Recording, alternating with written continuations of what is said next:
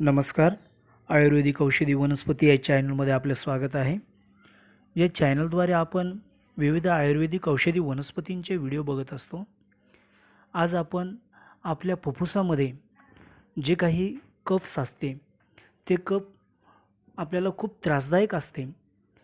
कफ साचल्यामुळे आपल्याला ओला खोकला, कोरडा खोकला अशा पद्धतीने आपल्याला सतत खोकला येत असतो आणि आपल्याला दम देखील लागत असतो.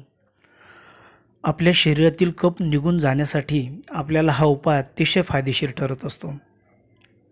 त्यामुळे आपण हा उपाय करावा. आपण जर या चॅनलवर नवीन असाल तर या चॅनलला लाईक करा, सबस्क्राईब करा, शेअर करा आणि बेल आयकॉनवर क्लिक करा, जेणेकरून आपल्याला या चॅनलवरील सर्व व्हिडिओ पाहता येतील. तर या उपायासाठी आपल्याला घरातीलच 2 वस्तू लागणार आहेत, ज्याचा वापर करून आपण आपल्या छातीतील, आपल्या फुफ्फुसातील सर्व कफ बाहेर काढू शकतो. अतिशय सोपा असा उपाय आहे आणि या उपायाने आपल्या छातीतील कफ बाहेर गेल्यानंतर आपल्याला खूप आराम मिळतो. आपला खोकला देखील बरा होतो आणि श्वासासंदर्भात आपल्याला कुठल्याही प्रकारची समस्या राहत नाही. यासाठी आपण घरातील जे काही वस्तू वापरणार आहोत त्यामध्ये पहिली वस्तू आहे ती म्हणजे जवस. जवस आपल्याला 1 चमचा जवस घ्यायचा आहे.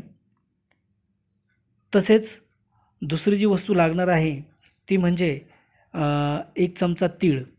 आपल्याला 1 चमचा तीळ या उपायासाठी घ्यायचा आहे. ह्या 2 वस्तूंचा वापर करून आपण आपल्या फुफ्फुसातील जो काही कफ आहे तो कफ पातळ होऊन बाहेर निघून जाणार आहे आणि कफ बाहेर निघाल्यानंतर आपली छाती पूर्ण मोकळी होणार आहे आणि छाती मोकळी झाल्यानंतर आपल्याला दम लागणे किंवा आपलं फुफ्फुस मोकळं झाल्यामुळे आपल्याला जे काही खोकल्यासारख्या समस्या असतात त्या देखील निघून जातात. तर 2 चमचा या वस्तू घेतल्यानंतर आपल्याला 1 ग्लास पाणी त्यामध्ये टाकून हे जे मिश्रण आहे हे आपल्याला गॅसवर ठेवून व्यवस्थित उकळून घ्यायचं आहे. मंद गॅसवर हे मिश्रण उकळवायचं आहे आणि साधारणतः 1 ग्लास पाण्याचा आपल्याला अर्धा ग्लास काढा तयार होईल इथपर्यंत आपल्याला हे मिश्रण उकळवायचं आहे. हे मिश्रण उकळल्यानंतर थोडं घट्ट होतं. चांगलं उकळल्यानंतर साधारणतः अर्धा ग्लास काढा शिल्लक राहिल्यानंतर आपण गॅस बंद करून हा जो काढा आहे हा आपल्याला गाळणीने चांगला गाळून घ्यायचा आहे आणि गाळून घेतल्यानंतर त्याला थंड होऊ द्यायचं आहे.